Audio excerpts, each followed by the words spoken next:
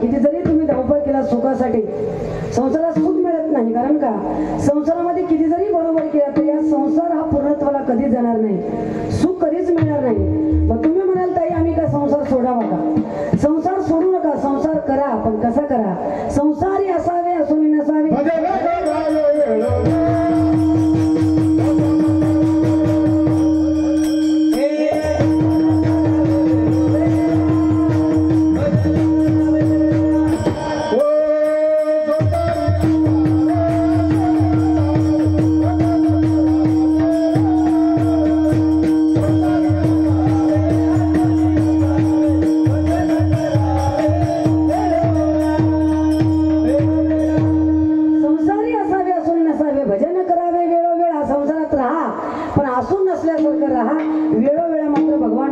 नामचिंतन करा, नाहीतर या संसारानं आतापर्यंत कुणालाही सुखी केलं नाही. आणि कारण का नाही आधी अंती अवसानी, याच्यामध्ये सुख नाही. दिसायला संसार सुखाचा आहे पण हसायला नाही. संसारात सुख नाही म्हणून तर एका कवीनं कवितेमध्ये सांगितलं बघा, अरे संसार संसार जसा तवा चुलीवर, आधी हाताले चटके तेव्हा मिळाते भाकर. अरे संसार संसार जसं कपशीच घर, पशी पशी आरामशीर कप फिरल्या गर गर. किती जरी गर गर गर गर गर गर फिरलं तरी या संसारामध्ये सुख नाही. संसारामध्ये सुख नाही म्हणूनच लग्नाच्या दिवशीच ब्राह्मण बुवा प्रत्येक नवरदेवाला सावध करतात, सावधान सावधान. पण सावधान शब्दाचा अर्थ आताच्या नवरदेवाला कळतच नाही हो. सावधान शब्दाचा अर्थ फक्त एकाच नवरदेवाला कळला, पुण्या रामदास स्वामीला. सावधान म्हटल्यावर रामदास स्वामी जे भोवल्याहून पळाले, पुन्हा मंडपात आले नाही. आताचे नवरदेव खाली माना घालतात, मस्त ऐकतात. ते ब्राह्मण बुवा सांगत असतात, सावधान आता सावधान सावधान समयो साधा समीप असे. बस आपण जर जास्त मंगळाष्टक म्हणायला गेलो, इथं कोणी पोरं लग्नाचे असतील बिचारे, त्यांच्या पोटात थंडी वाजायची. कारण का लग्नाच्या अगोदर लग्न म्हणजे काय राहते की काय नाही, एकदा भाजलं की मग कळतं. लग्न झाल्या दुसऱ्या दिवशी चालू होतं, क्रीम संपली आणा, टिकल्या संपल्या आणा, बटणं संपल्या आणा, पावडर संपला आणा.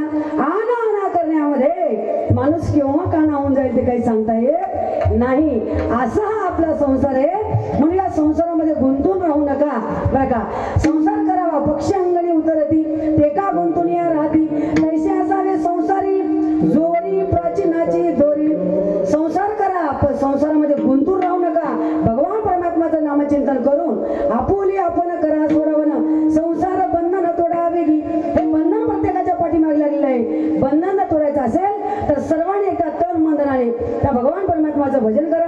भजन करण्यासाठी सर्वांनी आपले दोन्ही हात वर करा, प्रेमाने भजन. वा एका तालामध्ये भजन करायचं बरं का.